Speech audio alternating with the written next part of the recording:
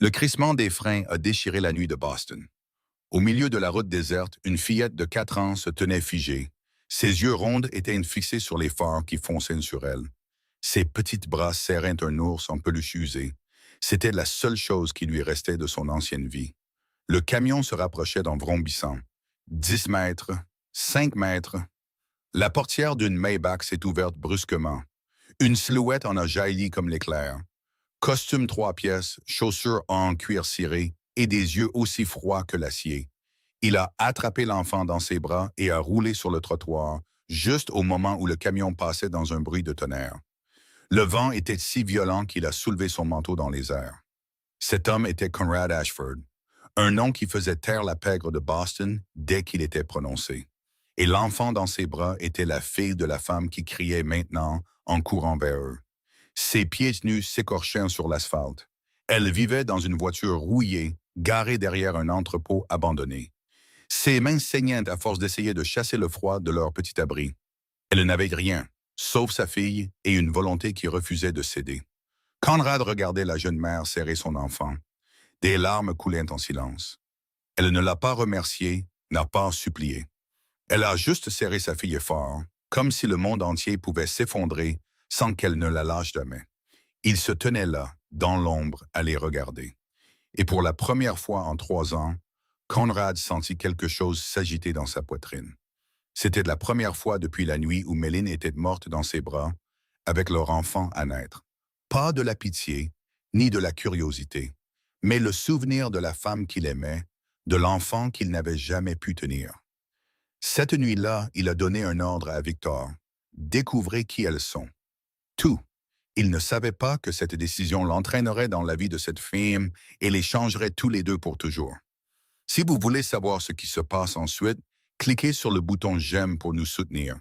Partagez cette vidéo avec tous ceux qui aiment les histoires émouvantes.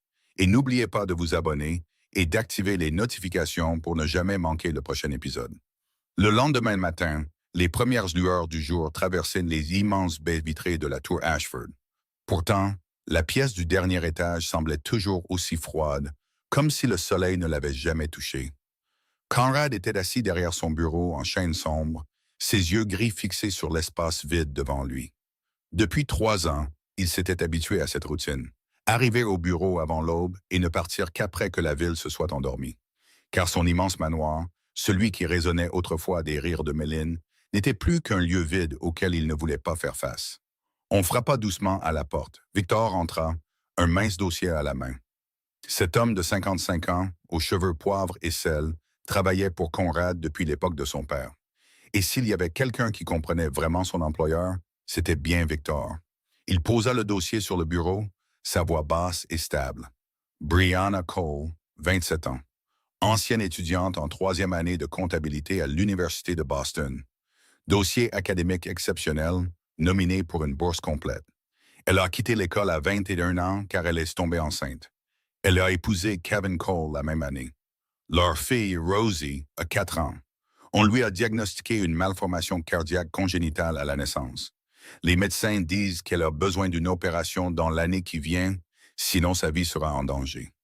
Conrad feuilleta quelques pages du dossier, regardant les chiffres secs et les données sans vie. Mais dans son esprit, l'image de la veille restait intacte. Une femme aux pieds nus courant sur le bitume, ses mains ensanglantées serrant sa petite fille comme si elle était le monde entier. Victor continua. Depuis 2 ans, elle erre d'un endroit à l'autre, acceptant n'importe quel travail qu'elle peut trouver. Faire la vaisselle, le ménage, servir dans les restaurants. Mais aucun endroit ne la garde longtemps. Elle déménage constamment, comme si elle fuyait quelque chose. Conrad leva les yeux. Fuir quoi? Victor se tua un instant et une trace d'hésitation traversa son visage. C'est ce qui attira l'attention de Conrad, car Victor hésitait rarement. Il y a quelque chose que vous devez savoir sur Kevin Cole, son ex-mari. Conrad croisa les bras et attendit. Kevin Cole travaillait pour nous. Il était comptable pour l'une des sociétés écrans du syndicat dans la branche sud. Il y a 4 ans, il a détourné 200 000 $ du fonds. Quand il a été découvert, au lieu d'avouer, il a tout mis sur le dos de sa femme.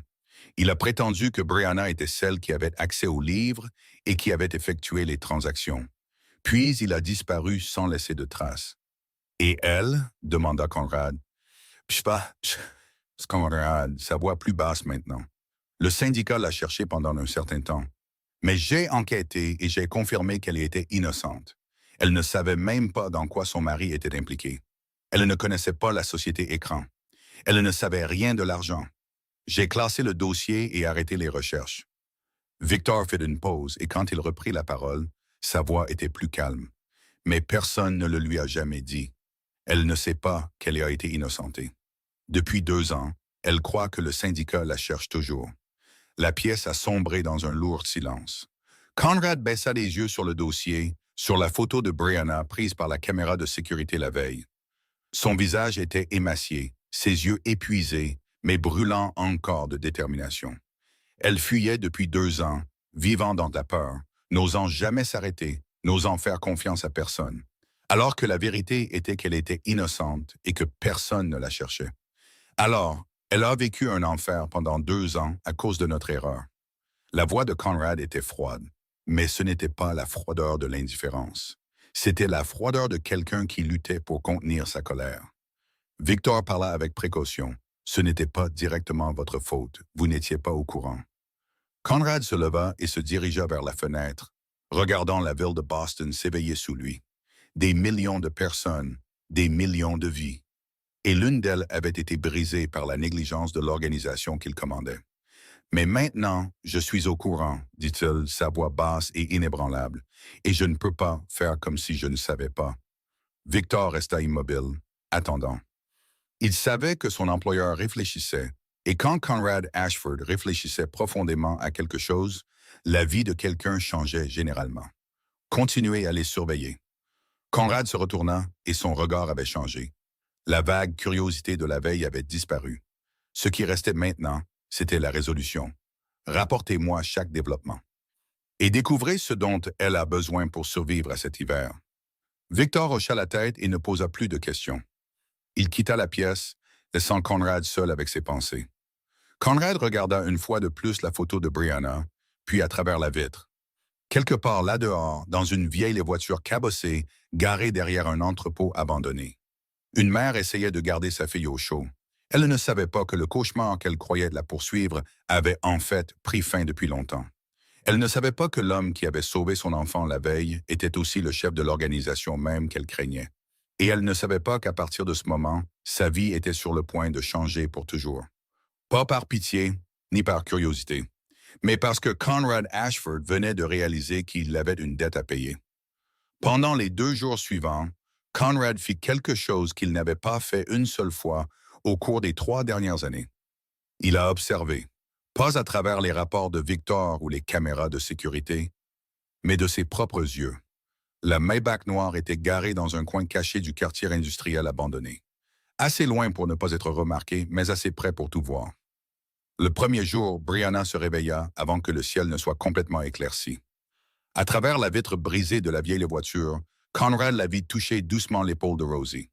Sa voix était douce et tendre, comme si elle réveillait une princesse dans un palais, au lieu d'une enfant dans un véhicule rouillé.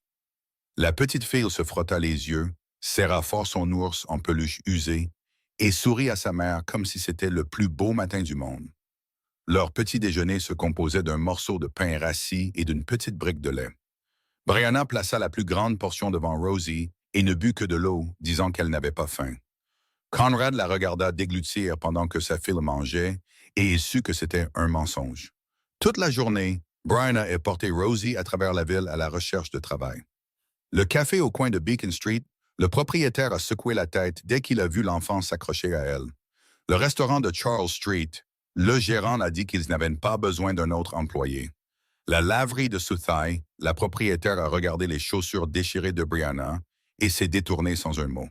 L'épicerie à la fin de la journée, la réponse était toujours non. 4 refus. 4 fois, Brianna a souri, les a remerciés et est partie, le dos toujours droit, la tête toujours haute. Ce n'est que lorsqu'elle pensait que personne ne pouvait la voir qu'elle laissait ses épaules s'affaisser un bref instant, avant de se redresser de force et de continuer. Ce soir-là, dans la voiture glaciale, Brianna raconta un conte de fées à Rosie. Sa voix était toujours douce, toujours pleine de couleurs, comme si elle n'était pas du tout épuisée. comme si demain n'était pas une inconnue terrifiante. Il était une fois une princesse qui vivait dans un petit royaume. Ce royaume n'avait ni château d'or ni cheval blanc, mais il contenait la chose la plus magique du monde, l'amour d'une mère pour son enfant. Rosie s'endormit avec un sourire aux lèvres, et Brianna resta assise, immobile dans l'obscurité, regardant sa fille respirer régulièrement. Et pour la première fois de la journée, le masque de la force se fissura. Elle ne pleura pas. Elle resta juste assise là, en silence, ses yeux humides fixés sur le vide. Le deuxième jour, tout a empiré. Le bulletin météo annonçait que la plus grande tempête de neige en 10 ans frapperait Boston dans les 48 prochaines heures. Les températures devaient chuter en dessous de moins 15 degrés. Les autorités ont exhorté les habitants à rester à l'intérieur et à faire des provisions de nourriture et d'eau. Mais Brianna n'avait pas de maison. Elle n'avait qu'une voiture avec une vitre grande ouverte. Conrad était assis dans la Maybach, la regardant essayer de couvrir l'ouverture avec des morceaux de carton qu'elle avait ramassés dans les poubelles. Elle scotcha chaque bord avec soin, comme si elle construisait une forteresse. Un éclat de verre brisé lui entailla la main et le sang commença à couler. Mais Brianna ne s'arrêta pas. Elle enroula juste une bande de tissu autour de la blessure et continua à travailler. Rosie était assise dans la voiture, toussant par quintesse sèche. La toux de la petite fille semblait plus lourde que la veille. Parfois, elle devait s'arrêter pour reprendre son souffle. Sa petite main appuyée contre sa poitrine, comme si elle essayait de maintenir son propre rythme cardiaque. L'enfant avait besoin d'un médecin, de médicaments, de chaleur. Mais tout ce qu'elle avait, c'était une mère aux mains ensanglantées et quelques bouts de carton. Conrad observait, et il commença à voir les choses que d'autres auraient pu manquer. Brianna avait garé la voiture à l'endroit le plus abrité de la cour de l'entrepôt, derrière un haut mur qui pouvait bloquer une partie du vent glacial du nord. Où elle s'était barrée près d'une conduite d'eau qui fonctionnait encore, où de l'eau propre pouvait être recueillie chaque jour. Elle avait ramassé de l'herbe sèche et de vieux journaux pour tapisser le sol de la voiture et retenir la chaleur. Ce n'étaient pas les actions de quelqu'un de faible ou de négligent. C'étaient les choix d'une femme intelligente faisant tout ce qu'elle pouvait avec des ressources quasi inexistantes. Mais le carton ne pouvait pas résister à une tempête de neige. Et la volonté, aussi féroce soit-elle, ne pouvait pas garder au chaud une enfant de 4 ans atteinte d'une maladie cardiaque pendant une nuit à moins 5 degrés. Cette nuit-là, la tempête de neige a commencé. Le vent hurlait à travers le quartier industriel abandonné comme les lamentations d'hommes perdus. La neige tombait, épaisse et rapide, blanchissant tout sur son passage. De l'intérieur de la Maybach, Conrad a vu le carton que Brianna avait passé toute la journée à fixer être arraché de la fenêtre par le vent et disparaître dans l'obscurité comme une feuille d'automne. Brianna s'est précipitée hors de la voiture, essayant de le rattraper, essayant de s'accrocher à la seule chose qui pouvait protéger sa fille du froid. Mais le vent était trop fort, la neige trop dense, et le carton a disparu dans la tempête blanche. Elle est restée là un instant, au milieu de tout ça, les épaules tremblantes. Puis elle est retournée à la voiture où Rosie était recroquevillée dans un coin. La neige commençait déjà à s'engouffrer par l'ouverture. « Maman, j'ai froid. » La voix de la petite fille tremblait, ses lèvres étaient pâles. Brianna est remontée à l'intérieur, a pris sa fille dans ses bras et a utilisé son propre corps comme bouclier entre Rosie et le vent glacial. Elle n'a pas dit un mot. Elle n'a pas sangloté à voix haute. Elle a seulement serré son enfant de plus en plus fort, comme si en s'accrochant assez fort, elle pouvait garder le froid à l'extérieur. Mais ses yeux étaient inondés de larmes, et Conrad l'a vu. À l'intérieur de la Maybach, Nash se tourna et regarda son employeur. « Que voulez-vous faire ?» Conrad ne répondit pas tout de suite. Il regarda la femme tenant sa fille dans la voiture en ruine. Il regarda la neige tomber par la fenêtre cassée. Il regarda la façon dont ses épaules tremblaient encore et encore. Et il pensa à Meline, à la nuit de la tempête de neige 3 ans plus tôt, quand il l'avait tenue dans ses bras à l'hôpital et n'avait rien pu faire pour la retenir. Il avait été impuissant à l'époque. Mais cette nuit était différente, préparer la maison d'amis. Conrad a ouvert la portière de la voiture et sa voix n'était plus froide. Elle portait une détermination absolue. « Ce soir, elle rentre à la maison avec nous. » Puis il est sorti dans la tempête. Le vent lui cinglait le visage. La neige s'accrochait, blanche, à son manteau. Mais Conrad ne s'arrêta pas. Il marcha vers la voiture cabossée, vers la femme et l'enfant qui tremblaient dans la nuit glaciale. Pas par pitié, ni par curiosité, mais parce que certaines dettes doivent être payées. Et certaines personnes ne devraient jamais avoir à mourir dans une tempête de neige, simplement parce que personne n'a été assez courageux pour sortir de la sécurité de son propre monde. Le coup frappé à la portière de la voiture a percé le hurlement du vent. Brianna a sursauté comme un animal sauvage qui entend les chasseurs se rapprocher. L'instinct, né de 2 ans de fuite, lui a fait tirer Rosie derrière elle immédiatement, utilisant son propre corps comme bouclier entre sa fille et le danger qui pouvait attendre dehors. À travers l'épais rideau de neige et l'obscurité, elle pouvait distinguer la silhouette d'un grand homme debout à côté de la voiture. Son manteau noir était poudré de neige blanche. Pourtant, sa posture restait droite comme un pilier d'acier au cœur de la tempête. Puis la lumière d'un lampadaire lointain l'atteignit, et Brianna reconnut ce visage. Des yeux gris aussi froids que l'acier, des traits vifs et inflexibles. L'homme qui s'était précipité sur la route pour sauver Rosie la veille. Mais c'était aussi l'homme qu'elle avait passé les 2 dernières années à essayer d'éviter. Conrad Ashford. Le nom résonna dans son esprit comme une sonnette d'alarme. Son cœur battait plus vite, non pas de gratitude, mais de peur. Dans le monde où Kevin l'avait entraîné, le nom Ashford signifiait le plus grand pouvoir de la pègre de Boston. Et les gens comme elle, les gens qui en savaient trop, connaissaient rarement une bonne fin. Conrad frappa de nouveau à la portière de la voiture, sa voix portant à travers le vent. « Sortez de la voiture, je vous emmène dans un endroit sûr. » Brianna resserra son emprise sur Rosie, sa voix se durcissant même si ses lèvres tremblaient de froid. « Je sais qui vous êtes. » La réponse est non. Un bref silence suivit. « Vous savez qui je suis. » La voix de Conrad ne contenait aucune colère, seulement de la curiosité. Brianna leva le menton et regarda droit dans ses yeux gris à travers la fente de la fenêtre cassée. « Mon mari travaillait pour vos gens. Je ne suis pas assez stupide pour accepter une faveur de la mafia sans savoir qu'il y aura un prix à payer. » Elle insista sur chaque mot, même si elle tremblait à l'intérieur. « Je préférerais mourir de froid plutôt que de vous devoir quoi que ce soit. » Conrad n'a pas réagi comme elle s'y attendait. Pas de colère, pas de menace, pas de rire moqueur. Il est simplement resté là, dans la tempête de neige, la regardant avec une expression qu'elle ne pouvait pas déchiffrer. Puis il parla, sa voix basse et claire. « Je sais pour Kevin Cole. Je sais qu'il travaillait comme comptable pour l'une de mes sociétés écrans.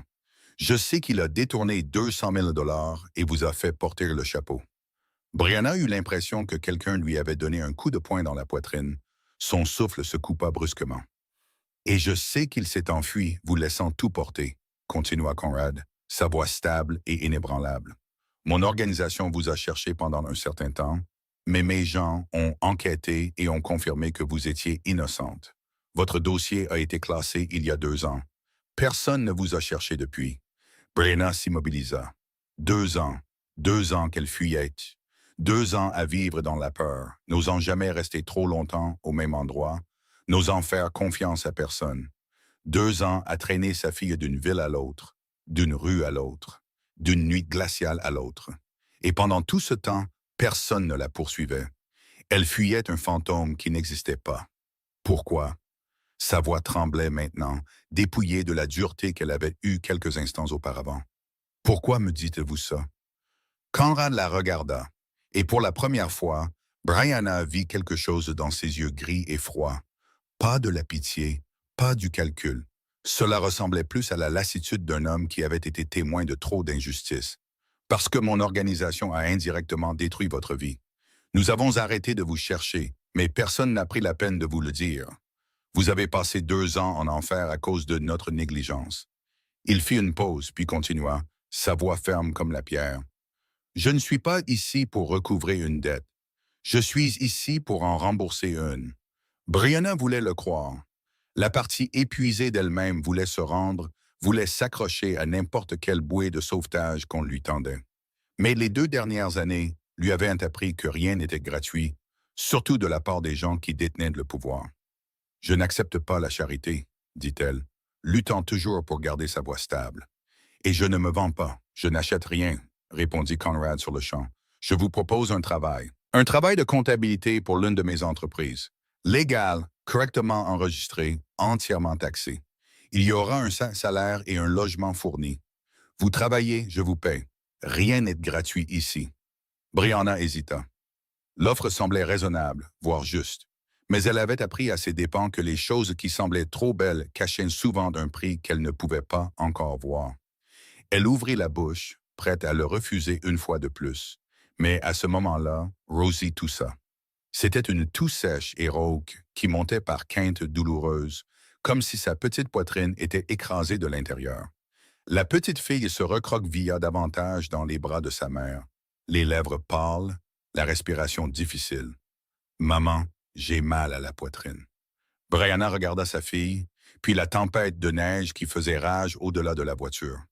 La neige s'était déjà accumulée sur un demi-mètre au sol. La température chutait rapidement, et cette voiture en panne, sans fenêtre ni chauffage, deviendrait un cercueil pour elle deux si elle continuait à s'accrocher à sa fierté. Elle pouvait choisir la mort pour elle-même par dignité, mais elle ne pouvait pas laisser Rosie mourir avec elle. Une condition. Brianna leva les yeux vers Conrad et il brillait de détermination. « Dites-le, je travaille pour rembourser la dette. » Sa voix était claire maintenant, résolue. « Tout ce que vous donnez, je le rembourse avec mon travail. Je ne prends rien gratuitement. Quand vous estimerez que j'ai assez remboursé, vous me le direz. Et si jamais je sens que quelque chose ne va pas, j'ai le droit de partir. » Conrad la regarda un long moment. Puis il hocha la tête sans la moindre hésitation. « D'accord. » Il ouvrit la portière de la Maybach garée à proximité et la chaleur s'en échappa comme une invitation. Brianna souleva Rosie, qui tremblait et toussait encore par intermittence. Elle sortit de la vieille voiture cabossée, l'endroit qui avait été leur maison pendant tant de mois, et monta dans la luxueuse Maybach. La chaleur les envahit, les enveloppant comme des bras doux. Rosie ouvrit lentement les yeux, son regard large et endormi se promenant à l'intérieur. « Maman, où allons-nous? » Brianna serra sa fille plus fort et lui murmura à l'oreille, quelque part en sécurité. « Ma chérie. » La portière de la voiture se referma, isolant la tempête à l'extérieur. Conrad s'assit sur le siège en face d'elle et fit un signe de tête silencieux à Nash pour qu'il conduise. La Maybach glissa doucement sur la neige, laissant derrière elle le quartier industriel abandonné, laissant derrière elle la vieille voiture en ruine, laissant derrière elle 2 ans de fuite et de peur. Brianna regarda par la fenêtre, observant l'obscurité et la tempête de neige s'éloigner de plus en plus. Elle ne savait pas ce que l'avenir lui réserverait. Elle ne savait pas si cette décision était bonne ou mauvaise. Mais au moins, ce soir, sa fille serait au chaud. Et parfois, c'était tout ce qu'une mère pouvait demander. La Maybach s'arrêta devant d'imposantes grilles en fer. Et comme par magie, les grilles s'ouvrirent lentement, sans qu'aucune main ne les touche. L'allée pavée s'étendait profondément dans le domaine, bordée des 2 côtés par des arbres chargés de neige blanche, comme des gardes silencieux d'un conte de fées. Puis le manoir émergea à travers la neige qui tombait, immense et imposant. Ses fenêtres brillaient de lumière, ses hauts dômes se découpant sur le ciel nocturne. Rosie, encore somnolente dans les bras de sa mère, ouvrit soudain de grands yeux. Elle regarda par la fenêtre de la voiture, ses yeux ronds comme des billes, la bouche bée d'étonnement. « Maman, c'est la maison d'une princesse? » Brianna regarda le manoir puis sa fille. Elle voulait dire quelque chose, mais elle ne trouvait pas les mots justes. Car quelques heures plus tôt, leur maison était une vieille voiture cabossée avec une vitre brisée. Et maintenant, elle se trouvait devant un endroit qu'elle n'aurait pas osé imaginer, même dans ses rêves les plus doux. La porte d'entrée s'ouvrit et une femme descendit les marches du perron. Elle semblait avoir environ 60 ans, avec des cheveux argentés soigneusement attachés à la nuque, une posture droite et le visage sévère de quelqu'un qui avait passé sa vie à maintenir l'ordre dans une maison puissante. Ses yeux balayèrent Brianna de la tête aux pieds avec un examen ouvert. Mais ensuite, ce regard s'arrêta sur Rosie. Sur les joues de la petite fille, pâle de froid. Sur l'ours en peluche usé qu'elle serrait encore fort dans sa main. Sur les grands yeux qui absorbaient tout ce qui l'entourait avec un mélange de peur et d'émerveillement. Et quelque chose dans l'expression sévère de la femme s'adoucit. « L'enfant a besoin d'un bain chaud et de quelque chose de chaud à manger, » dit-elle, sa voix toujours égale, mais plus froide. « Suivez-moi. » Portant Rosie dans ses bras, Brianna suivit la gouvernante à travers des couloirs vivement éclairés, passant devant des tableaux au mur et des fleurs fraîches dans des vases, jusqu'à ce qu'elles atteignent la maison d'amis sur le domaine. Elle était beaucoup plus petite que le manoir principal, mais pour Brianna, elle était plus grande que n'importe quel endroit où elle avait jamais vécu. 2 chambres chaudes avec de larges lits et des couvertures épaisses. Un salon avec une cheminée qui crépitait doucement. Une cuisine avec tout le confort, un réfrigérateur, une cuisinière et des placards qu'elle n'osait pas ouvrir pour voir ce qu'il y avait à l'intérieur. Brianna se tenait au milieu du salon et n'osait rien toucher. Tout était trop propre, trop ordonné, trop peu familier. Après 2 ans à vivre dans une voiture où tout ce qu'elle possédait tenait dans un seul sac à main, cette maison lui donnait l'impression d'être une intruse. Madame Patterson, la gouvernante, avait préparé un bain chaud pour Rosie et un bol de porridge chaud. La petite fille fut lavée, habillée d'un pyjama doux que la gouvernante avait trouvé on ne sait où, et mangea le premier bol de porridge complet de sa vie sans que sa mère ait à renoncer à sa propre part. Cette nuit-là, Brianna coucha Rosie sur le lit, un vrai lit avec un matelas moelleux et des couvertures chaudes, dans une chambre avec des fenêtres et des rideaux, avec une veilleuse et aucun vent ne s'infiltrant par les fissures. Mais Rosie ne voulait pas fermer les yeux. « Maman, j'ai peur. » La voix de la petite fille était minuscule dans le silence de la pièce. « Peur de quoi, ma chérie? » Brianna s'allongea à côté d'elle et tira la couverture sur elles deux. Rosie se tourna pour regarder sa mère, ses grands yeux brillants dans la faible lueur de la veilleuse. « J'ai peur que si je m'endors, tout aura disparu demain matin, comme d'habitude. » Brianna sentit comme si quelqu'un avait serré son cœur. Elle se souvint de chaque fois qu'elles avaient trouvé un abri temporaire pour repartir avant le lever du soleil. Elle se souvint de toutes les promesses qu'elle avait faites à sa fille, que tout irait bien, pour ensuite ravaler ses mots lorsque la dure réalité s'abattait à nouveau. Rosie n'avait que 4 ans, mais elle avait déjà appris à ne pas faire confiance aux belles choses, car elles ne duraient jamais. Brianna la serra plus fort et ravala les larmes qui lui brûlaient de la gorge. « Cette fois, c'est différent, ma chérie. Je te le promets. » « Tu le promets vraiment? »« Je le promets. » Rosie regarda sa mère un peu plus longtemps, comme si elle se demandait si elle devait la croire ou non. Puis elle hocha la tête, se blottit dans les bras de sa mère et ferma lentement les yeux. Quelques minutes plus tard, sa respiration devint régulière, profonde et paisible. Brianna resta allongée, la tenant, regardant le visage endormi de Rosie dans la pénombre. Pour la première fois en 2 ans, l'enfant dormait sans trembler de froid, sans se recroqueviller en une petite boule pour garder la chaleur, sans sursauter au son du vent sifflant dans les fissures. Les larmes de Brianna glissèrent silencieusement sur l'oreiller. Elle ne savait pas ce que l'avenir lui réserverait. Elle ne savait pas quel serait le véritable coup de cette nuit. Mais regarder sa fille dormir si paisiblement, ne serait-ce que pour ce seul instant, suffisait à faire en sorte que chaque risque en vaille la peine. Le service de comptabilité d'Ashford Holdings occupait le 15e étage d'une tour de verre étincelante au cœur de Boston. Le premier jour où Brianna est entrée, elle a senti le poids des regards se tourner vers elle, comme si elle était une créature étrange soudainement lâchée dans un aquarium qui avait depuis longtemps trouvé son rythme. Des chuchotements s'élevaient dans son dos alors qu'elle passait devant les rangées de bureaux et personne ne prenait la peine de les cacher. Qui est-elle? Elle débarque de nulle part. J'ai entendu dire que c'est le patron qui l'a fait venir personnellement. C'est sûrement quelqu'un de spécial pour le grand patron. Ou peut-être pas. Avec cette tête de misère, c'est probablement un des cas de charité de M. Ashford. Brianna entendit chaque mot, mais elle ne réagit pas, n'expliqua rien, n'essaya rien de prouver par la parole. Elle s'assit simplement au bureau qui lui était assigné, alluma l'ordinateur et commença à travailler. 2 ans d'errance lui avaient appris que les mots avaient moins de poids que les actes, et que les gens qui aiment chuchoter se taisent généralement quand ils réalisent qu'ils ont mal jugé. Le système comptable d'Ashford Holdings était plus complexe que tout ce que Brianna avait jamais étudié à l'université. Il y avait de multiples filiales, de multiples flux d'argent, de multiples comptes liés les uns aux autres, comme une toile complexe. Mais Brianna avait été une étudiante brillante avant de quitter l'école, et son esprit n'avait pas rouillé après 2 ans de travail manuel. Elle comprit le système avec une vitesse étonnante. Après seulement 3 jours, elle pouvait naviguer dans le logiciel et les procédures que les nouveaux employés mettaient généralement 1 mois entier à comprendre. Le 4e jour, elle avait déjà commencé à repérer de petites erreurs dans les livres que d'autres avaient manqués.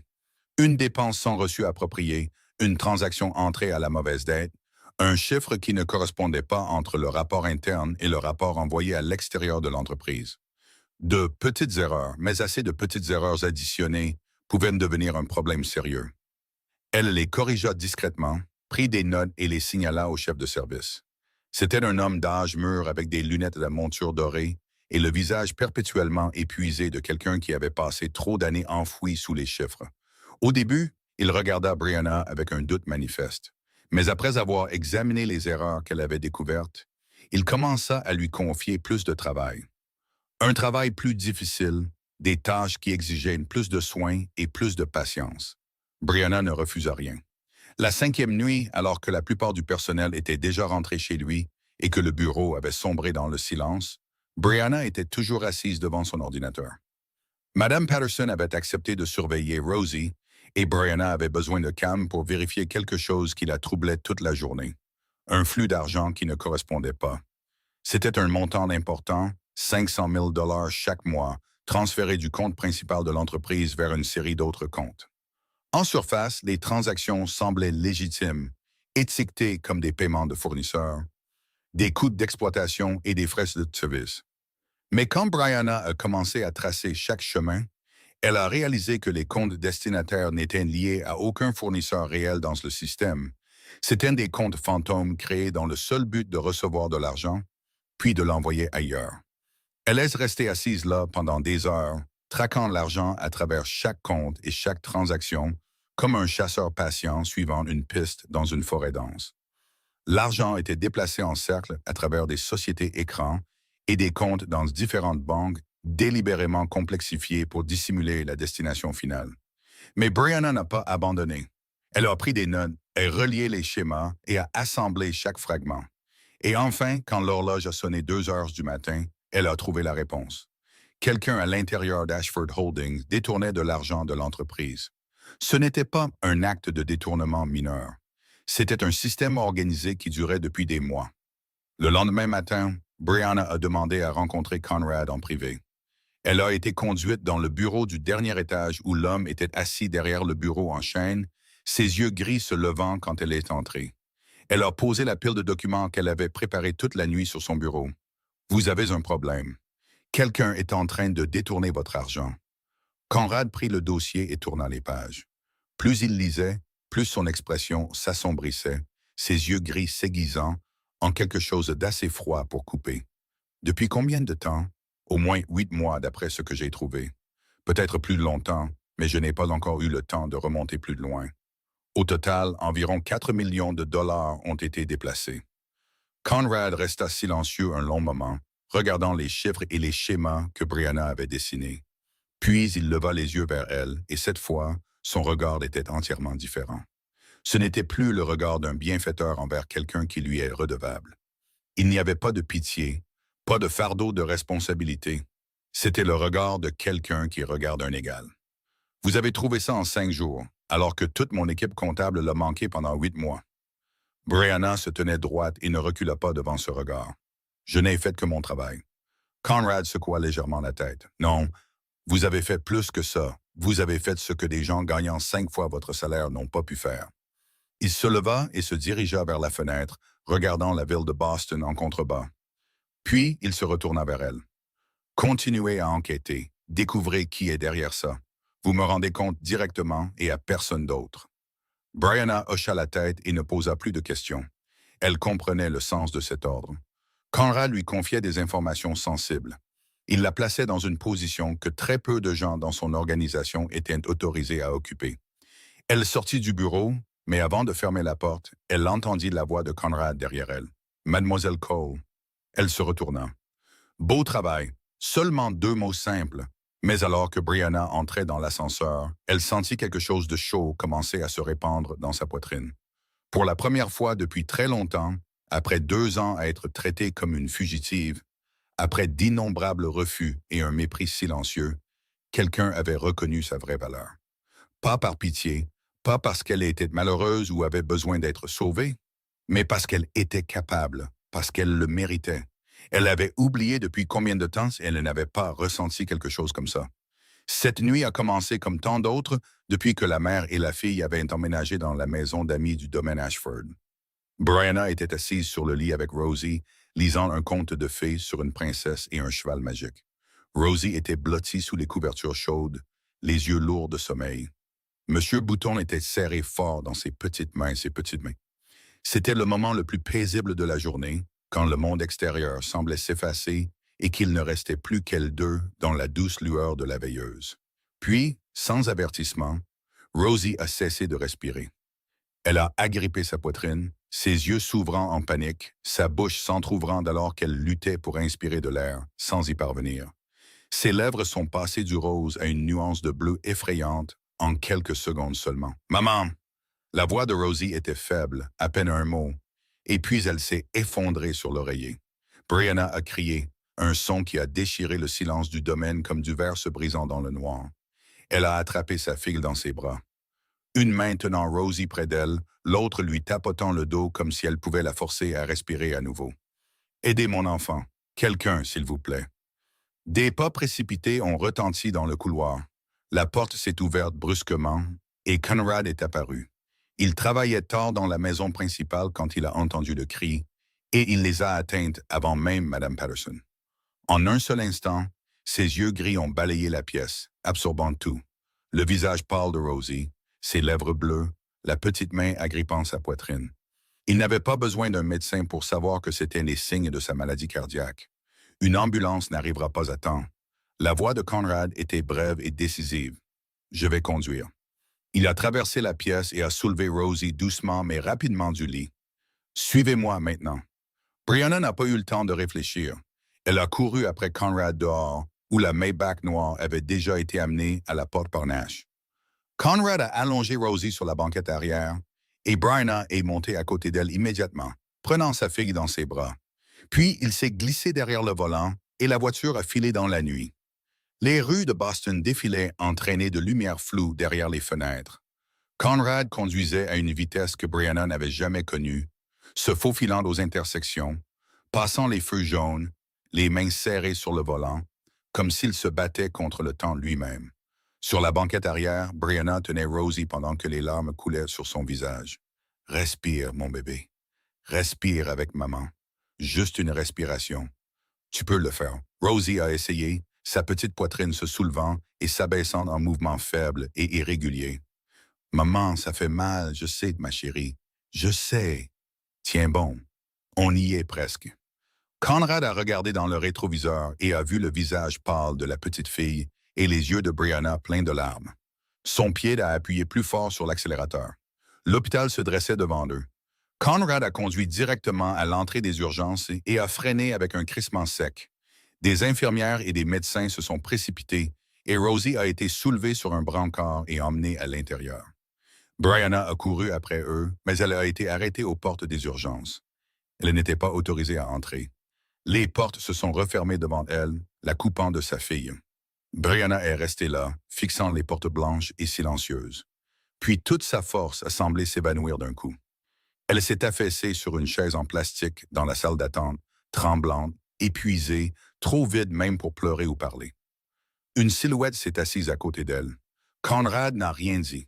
Il est simplement resté assis là, dans le costume qu'il portait encore du travail, les yeux fixés sur les portes des urgences. Son téléphone n'arrêtait pas de vibrer. Appel professionnel, message urgent, l'un après l'autre. Mais il l'a sorti et l'a éteint. Puis il s'est assis en silence à côté de la femme qui tremblait de peur. 5 heures ont passé, comme 5 ans. Une salle d'attente d'urgence au milieu de la nuit est un endroit étrange où le temps semble s'arrêter et où tout se résume à un seul acte d'attente douloureux. Brianna était assise, immobile, les yeux rivés sur les portes, comme si en les fixant assez longtemps, Rosie en sortirait saine et sauve. Parfois, elle tremblait, et chaque fois, Conrad lui tendait une tasse de café chaud du distributeur automatique. Il ne disait rien. Il ne posait aucune question. Il n'essayait pas de la réconforter avec des promesses vides. Il était simplement là, et d'une manière ou d'une autre, sa présence silencieuse a fait que Brianna se sente moins seule. Enfin, les portes des urgences se sont ouvertes. Un médecin s'est approché, le visage fatigué, mais pas sombre de désespoir. « Elle est stable. » Brianna a éclaté en sanglots, le son jaillissant d'elle après des heures à tout retenir. Mais le médecin n'avait pas fini. Sa maladie cardiaque est plus grave que nous le pensions. Elle a besoin d'une opération dans les 3 prochains mois. Sinon, des épisodes comme ce soir se reproduiront et la prochaine fois, elle n'aura peut-être pas autant de chance. Brianna hocha la tête, trop épuisée pour penser à ce que cela signifiait, au coup, à l'avenir. Elle savait seulement que Rosie était en vie. Ce soir, cela seul suffisait. Quand le médecin s'est éloigné, Brianna s'est tournée vers Conrad, qui était resté à ses côtés toute la nuit. Vous n'aviez pas à rester ici toute la nuit. Sa voix était rauque à force de pleurer. Vous avez un empire à diriger. Conrad la regarda, et ses yeux gris n'étaient plus aussi froids que d'habitude. Il y avait quelque chose de plus profond là, quelque chose que Brianna ne pouvait pas entièrement déchiffrer. Je sais ce que ça fait d'être assis seul dans un hôpital, à attendre des nouvelles de quelqu'un qu'on aime. Sa voix était douce, presque un murmure. Personne ne devrait avoir à endurer ça seul. Brianna a compris. Il n'avait pas besoin d'en dire plus. Elle savait à qui il pensait. La femme qu'il avait perdue 3 ans auparavant. L'enfant qui n'avait jamais eu la chance de naître. Les longues nuits qu'il avait passées dans une salle d'attente comme celle-ci, seul, attendant des nouvelles qu'il savait déjà ne seraient jamais bonnes. Merci, dit-elle. 2 mots simples qui portaient bien plus que ce qu'elle pourrait jamais exprimer. L'aube commençait à poindre, une lumière orange pâle se déversant par les fenêtres de l'hôpital. Le médecin est revenu et leur a finalement permis d'entrer. Brianna est entrée dans la chambre où Rosie était allongée dans le lit d'hôpital, si petite au milieu des fils et des moniteurs. Mais quand elle a vu sa mère, elle a souri faiblement, mais c'était quand même un sourire. « Maman, j'ai eu si peur, je sais, ma chérie. » Brianna se pencha et l'embrassa sur le front. « Mais tu as été si courageuse. Tu t'es si bien débrouillée. » Rosie regarda par-dessus l'épaule de sa mère et vit Conrad debout dans l'embrasure de la porte. Elle n'avait plus peur de lui. Pas comme la première fois qu'ils s'étaient rencontrés. Au lieu de ça, elle leva une petite main en guise de salut. « Tonton Conrad, tu es venu me ramener à la maison? » Conrad ne répondit pas tout de suite. Il entra simplement dans la pièce et vint se tenir à côté de Brianna, regardant l'enfant dans le lit d'hôpital. Et à ce moment-là, Brianna réalisa que quelque chose avait changé. L'homme qui se tenait à côté d'elle n'était plus seulement un employeur puissant, plus seulement un bienfaiteur dispensant sa gentillesse d'en haut. C'était quelqu'un qui avait choisi de rester toute la longue nuit en silence, simplement parce qu'il ne voulait pas qu'elle y fasse face seule. C'était quelqu'un qui, d'une manière silencieuse et inattendue, faisait partie de leur vie. 1 semaine après la nuit terrifiante à l'hôpital, Rosie était sortie et était retournée à la maison d'amis du domaine Ashford. Elle était encore faible, avait encore besoin de repos et de médicaments réguliers, mais son sourire était revenu sur son petit visage. Brianna s'occupait d'elle dans les moindres détails, tout en commençant à penser à la chose qu'elle avait délibérément mise de côté pendant des jours. L'opération du cœur, son coup. Ce matin-là, alors que Rosie dormait profondément et que Mme Patterson veillait sur elle, Brianna a appelé le service financier de l'hôpital. Elle s'est préparée à un chiffre énorme, s'est préparée à demander des versements échelonnés, s'est préparée à trouver un moyen d'emprunter de l'argent ou d'accepter tout travail supplémentaire nécessaire. Mais la réponse qu'elle a reçue l'a laissée figée. La facture de Mademoiselle Rosie Cole a été entièrement réglée, madame. La voix du service financier était stable et professionnelle. Réglée, répéta Brianna, pas sûre d'avoir bien entendu. Par qui? Par un programme caritatif qui soutient les enfants en situation difficile. Je ne suis pas autorisé à divulguer d'autres détails. Si vous avez besoin d'informations supplémentaires, veuillez contacter directement l'organisme de bienfaisance. Brianna a raccroché, le cœur battant la chamade. Elle ne connaissait aucun programme caritatif de ce genre. Elle n'avait pas demandé d'aide. Elle n'avait même pas eu le temps de se renseigner sur les fonds d'aide médicale. Alors, qui avait fait ça? Elle est allée trouver Mme Patterson, qui préparait du thé dans la cuisine de la maison principale. Quand Brianna a posé des questions sur le programme caritatif, la gouvernante a fait une pause, une lueur de malaise passant dans ses yeux, puis s'est détournée pour regarder ailleurs. Je ne sais pas de quoi vous parlez. Sa voix était égale, mais le bout de ses oreilles était devenu rose. Brianna savait qu'elle mentait. Puis elle est allée voir Nash, le garde du corps, qui montait souvent la garde près de la maison principale. Il a secoué la tête, son visage illisible. Je ne connais rien aux finances, vous devriez demander au patron. Tous les signes pointaient vers une seule personne. Brianna est entrée dans le bureau de Conrad au dernier étage du domaine, sans attendre d'y être invitée.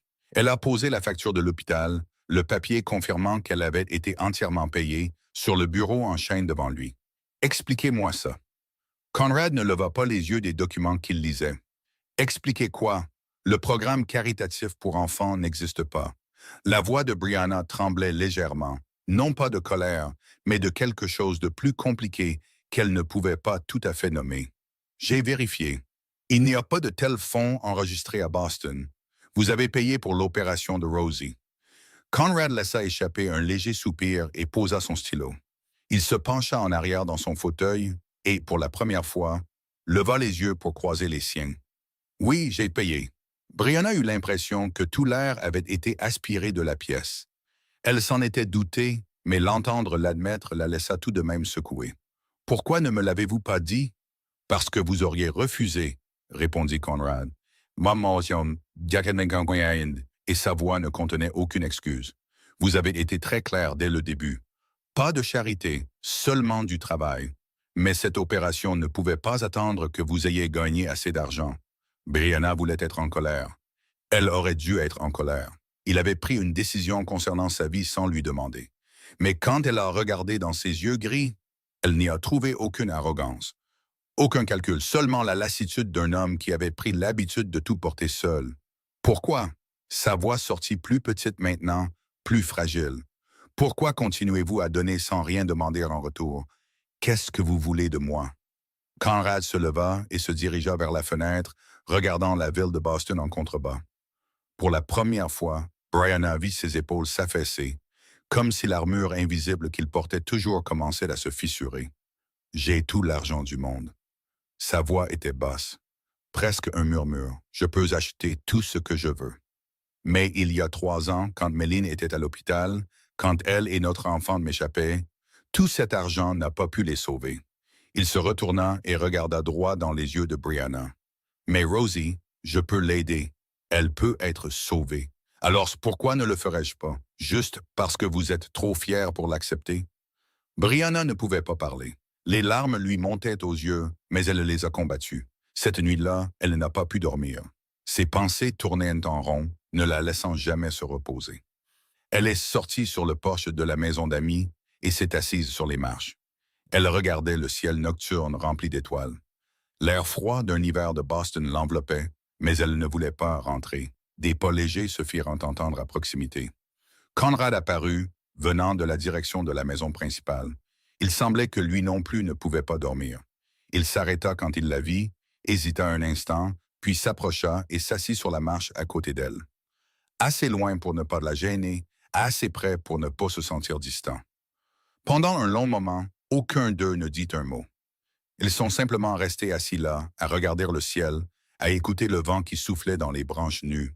« Je vous dois trop, » dit finalement Brianna, sa voix légère comme un souffle. « Vous ne me devez rien, » répondit Conrad sans se tourner pour la regarder. Brianna laissa échapper un léger rire, bien qu'il n'y ait aucune joie dedans. « Vous savez, j'avais l'habitude de croire en tout, l'amour, la famille, l'avenir. Je pensais que si j'essayais assez fort, si je travaillais assez dur, si j'aimais assez profondément, tout irait bien.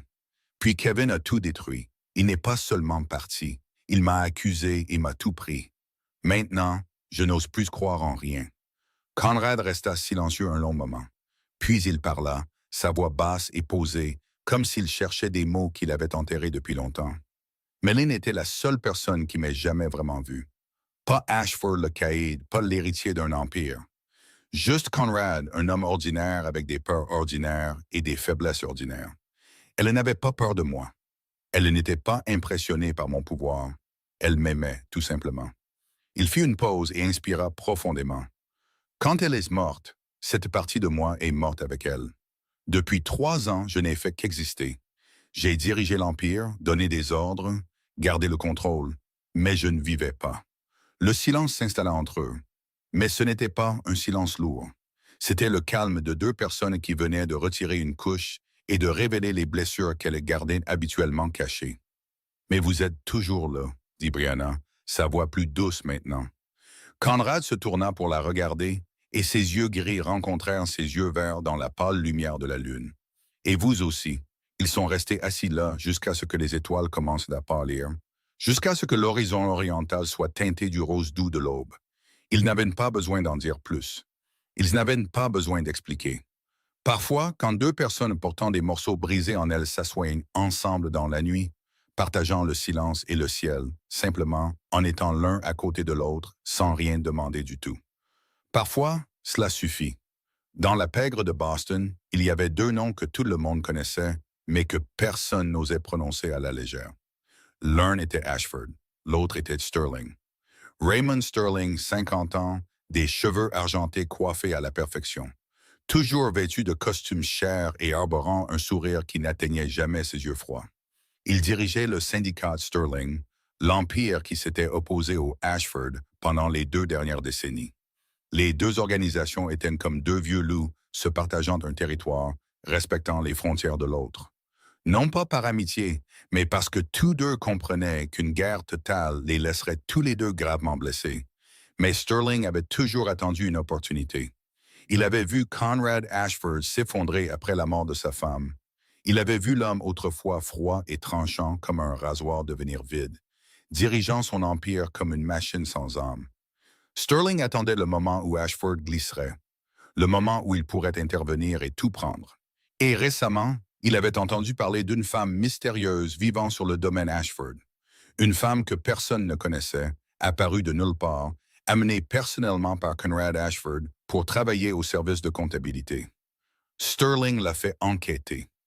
Le résultat a fait naître un sourire sur ses lèvres. Brianna Cole, l'ex-femme de Kevin Cole, l'homme qui avait autrefois travaillé pour Ashford et détourné de l'argent avant de disparaître. Elle avait maintenant accès au registre financier d'Ashford Holdings. Elle était un maillon faible, une opportunité en or. Sterling a décidé d'agir. Cet après-midi-là, Brianna est allée chercher Rosie à l'école maternelle, comme elle le faisait toujours. La petite fille est sortie en courant, son sac à dos rebondissant sur son dos, agitant M. Bouton comme pour le présenter à ses amis. « Maman, aujourd'hui j'ai dessiné une image de toi et de tonton Conrad. Ma maîtresse a dit que c'était magnifique. » Brianna a souri et s'est penchée pour embrasser le front de sa fille. « Vraiment? Alors tu pourras montrer à maman quand on rentrera à la maison. » Elle a pris la main de Rosie et s'est dirigée vers le parking. Mais juste au moment où elles atteignaient l'endroit où la voiture de Nash était garée, une berline noire élégante leur a coupé la route.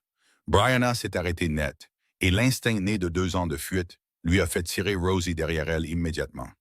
La portière de la voiture s'est ouverte et un homme en est sorti. Cheveux argentés, un manteau en cachemire anthracite, un sourire courtois qui ne touchait pas ses yeux gris-bleu froids. 2 grandes gardes du corps sont sortis derrière lui, formant un mur de menaces silencieuses. Mademoiselle Cole. Sa voix était douce comme du velours, mais en dessous se cachait le froid de l'acier. J'ai beaucoup entendu parler de vous. Brianna resserra sa prise sur la main de Rosie, attirant la petite fille plus près d'elle. Qui êtes-vous? Moi? L'homme a souri et a fait un pas de plus. Je suis quelqu'un qui pourrait devenir votre ami. Ou le contraire. Cela dépend entièrement de ce que vous choisirez. Je ne sais pas ce que vous voulez. Brianna lutta pour garder sa voix stable, bien que son cœur batte la chamade. Sterling pencha la tête comme pour l'étudier. C'est très simple, mademoiselle Cole. Vous vivez sur le domaine de Conrad Ashford. Vous travaillez dans son service de comptabilité. Vous avez accès à des chiffres que beaucoup de gens seraient très intéressés de voir. Je n'ai besoin que d'une petite quantité d'informations. Brianna a compris tout de suite. Il voulait qu'elle espionne, qu'elle trahisse Conrad. Je ne suis pas une espionne. Sa voix se durcit. Tout le monde a un prix, dit Sterling d'un ton léger, comme s'il discutait de la météo. Je peux vous payer 10 fois ce qu'Ashford vous paye, assez pour que vous et votre fille viviez confortablement pour le reste de votre vie, assez pour payer l'opération, les études, l'avenir. Tout ce que vous avez à faire est de fournir quelques chiffres, quelques documents. Personne ne le saura jamais. Brianna le regarda droit dans les yeux sans ciller. Je ne vends pas. Le sourire sur les lèvres de Sterling s'estompa lentement comme le soleil disparaissant derrière un nuage. Ses yeux devinrent plus froids, plus vifs. Vous avez une petite fille, mademoiselle Cole, dit-il lentement. Un mot à la fois. Boston est une ville dangereuse. Des accidents arrivent tous les jours. Les voitures perdent leurs freins. Les enfants s'égarent. Des choses que personne ne veut, mais des choses qui arrivent quand même. Brianna sentit le sang se glacer dans ses veines. Elle serra Rosie si fort contre elle que la petite fille gémit de douleur, mais elle ne la lâcha pas. Ne touchez pas à ma fille. Sa voix tremblait, mais elle était pleine de défis. Sterling recula et le sourire courtois revint sur son visage, comme si de rien n'était. Je ne vous menace pas, mademoiselle Cole. Je ne fais qu'énoncer des faits. Il leva une main, signalant à l'un des gardes du corps d'ouvrir la portière de la voiture. Réfléchissez bien, je vous recontacterai. La berline noire s'éloigna, laissant Brianna et Rosie debout sur le parking, tandis que le vent froid tranchait l'air comme une lame invisible. Maman. La petite voix de Rosie tremblait. Cet homme était méchant. Brianna lutta pour calmer le tremblement qui la parcourait, s'accroupit et regarda sa fille avec un sourire forcé. Tout va bien, ma chérie. C'était juste un étranger. Rentrons à la maison. Mais tout le long du trajet, sa main resta serrée sur celle de Rosie et ne la lâcha pas une seule fois. Et à l'intérieur d'elle, la peur qu'elle pensait avoir laissée derrière elle après 2 ans de fuite remontait par vagues, comme la marée. Cette nuit-là, après que Rosie se soit endormie profondément, Brianna se tenait devant la porte du bureau de Conrad dans la maison principale. La lumière était toujours allumée à l'intérieur. Il travaillait comme il le faisait toujours la nuit. Elle devrait lui dire. Sterling n'était pas le genre d'homme à faire des menaces en l'air. Son avertissement était réel et le danger se rapprochait. Mais si elle le disait à Conrad, elle s'enfoncerait plus profondément dans son monde, dans une guerre entre empires souterrains, dans le genre de vie même qu'elle avait autrefois essayé de fuir à tout prix. Sa main se leva pour frapper, puis retomba, puis se releva. Elle resta là, dans le couloir silencieux, à se battre avec elle-même.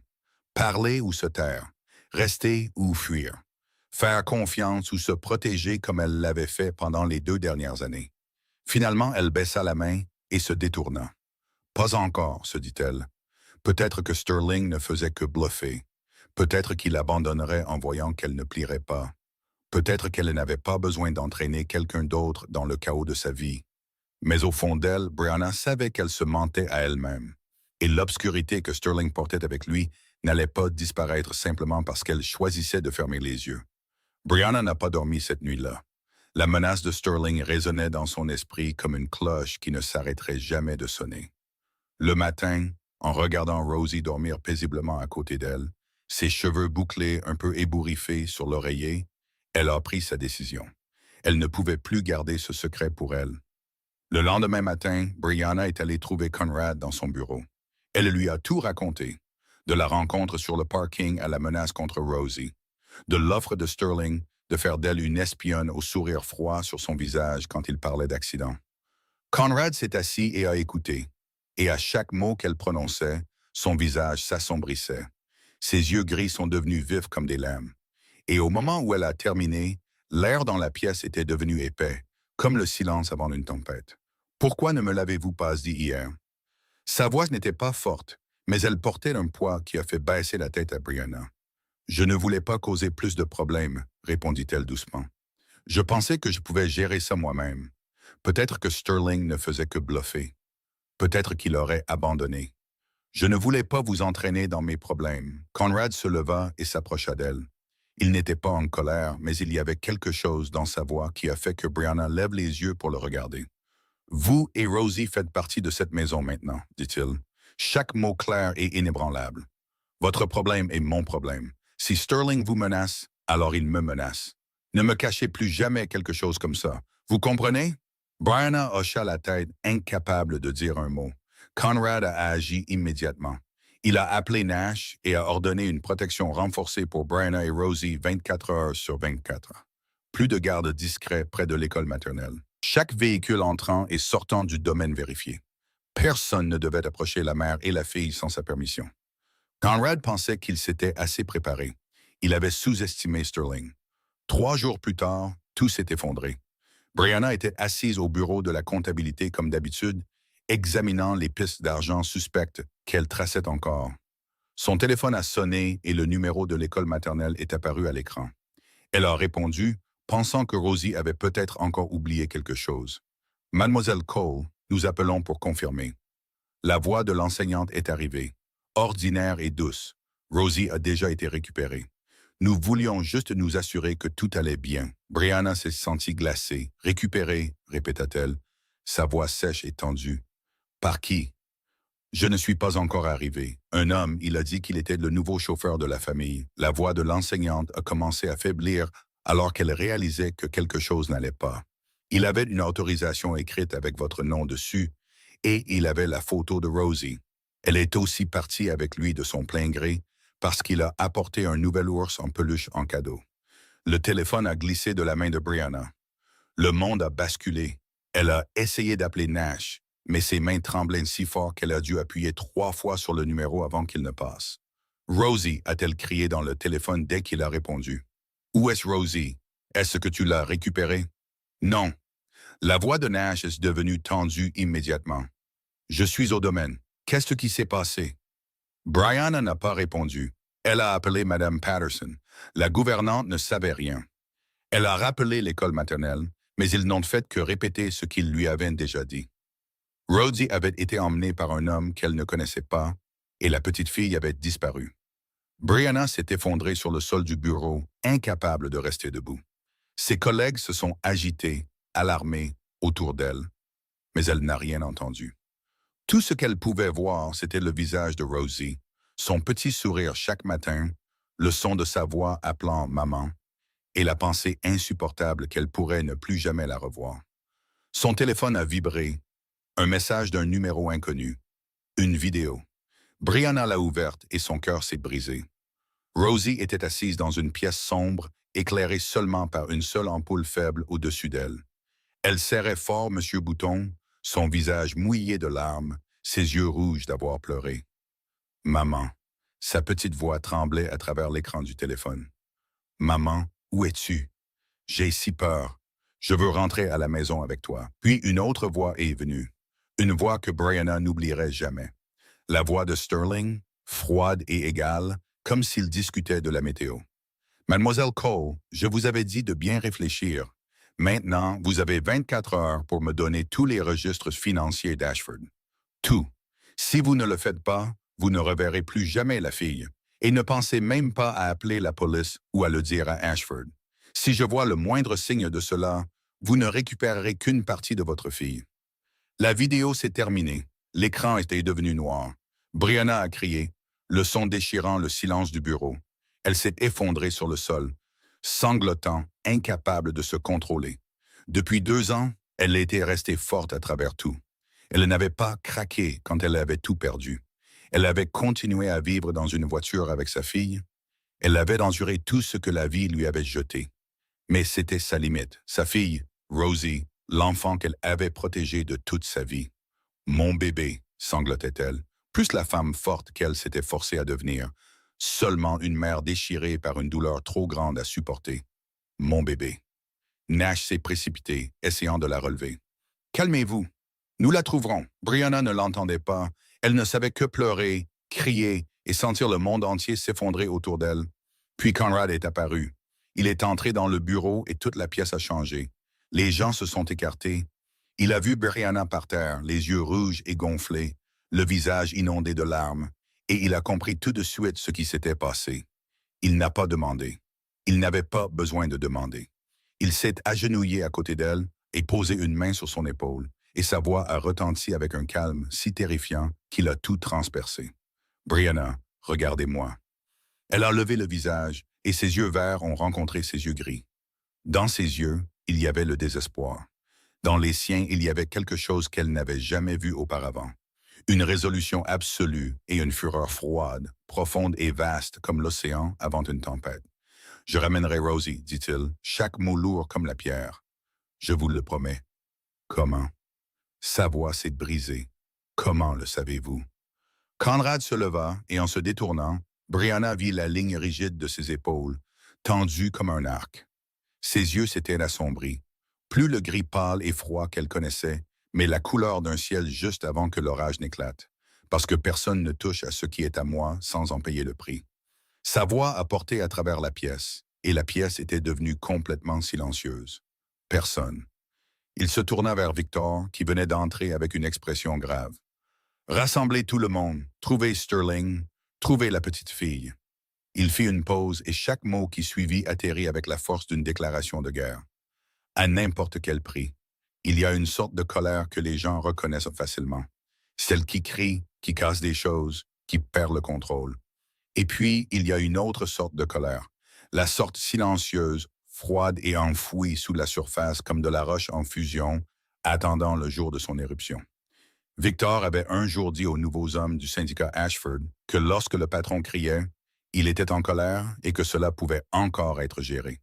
Mais quand il devenait silencieux, quand sa voix devenait égale et que ses yeux s'assombrissaient comme le ciel avant une tempête, alors quelqu'un était sur le point de disparaître de la surface de la terre. Ce soir, Conrad était silencieux. Il était assis dans la salle de commandement temporaire qui avait été installée au sous-sol du domaine Ashford. Autour de lui, des dizaines de personnes travaillaient sans relâche. Les téléphones sonnaient sans cesse. Les écrans d'ordinateurs portables brillaient. Le son des claviers tombait dans la pièce comme une pluie battante. Mais tout se déroulait dans une atmosphère si tendue qu'il était difficile de respirer. Parce que Conrad Ashford était assis au centre de cette pièce, silencieux comme la pierre, et tout le monde pouvait sentir le danger qui émanait de lui comme le froid montant d'une plaque de glace. Il a commencé à mobiliser toutes les ressources que l'Empire Ashford possédait. Il a appelé les policiers sous son influence, ceux qui prenaient l'argent du syndicat depuis des années et savaient quand détourner le regard. Il a appelé les meilleurs enquêteurs privés de la ville, ceux qui savaient comment trouver une aiguille au fond de la mer. Il a appelé les figures de la pègre, les hommes qui avaient des yeux et des oreilles dans tous les coins de Button. Une récompense d'1 million de dollars pour toute personne ayant des informations sur l'emplacement de Rosie Cole. La nouvelle s'est répandue comme une traînée de poudre. Boston n'avait jamais vu le syndicat Ashford se mobiliser à cette échelle. Des ruelles sombres autour de verre, des bars humides au club d'élite, tout le monde a commencé à chercher. C'était comme si toute la ville avait été retournée. Et tout le monde savait que quelqu'un avait enragé Conrad Ashford d'une manière qui ne pouvait être pardonnée. Victor s'est approché de Conrad, sa voix basse et grave. « Que veut Sterling ?» Conrad ne se retourna pas. Il veut les registres financiers, la preuve des opérations du syndicat. Le genre de choses qui pourraient me détruire devant mes partenaires et transformer Ashford en une proie qu'il pourrait avaler. Alors, est-ce qu'on lui donne? Conrad se tourna alors, et Victor vit que les yeux de son employeur étaient sourds comme un abîme. On ne lui donne rien. La voix de Conrad était égale, mais chaque mot portait le poids d'une condamnation à mort. On récupère Rosie. Ensuite, on lui donne ce qu'il mérite. De l'autre côté de la pièce, Brianna était recroquevillée sur le canapé, les yeux gonflés de larmes, les mains agrippant son téléphone comme si c'était le dernier fil la reliant à sa fille. Elle avait regardé la vidéo de Sterling des dizaines de fois, avait écouté les cris effrayés de Rosie pour sa mère, jusqu'à ce que son cœur ait l'impression d'avoir été déchiré en morceaux. Puis soudain, elle se leva et se dirigea vers Conrad. « Laissez-moi y aller. » Sa voix était rauque à force de pleurer, mais remplie de résolution. « J'apporterai de faux documents à Sterling. Je vous ferai gagner du temps pour trouver Rosie. Je me soucie seulement que ma petite fille revienne saine et sauve. » Conrad se tourna et la regarda.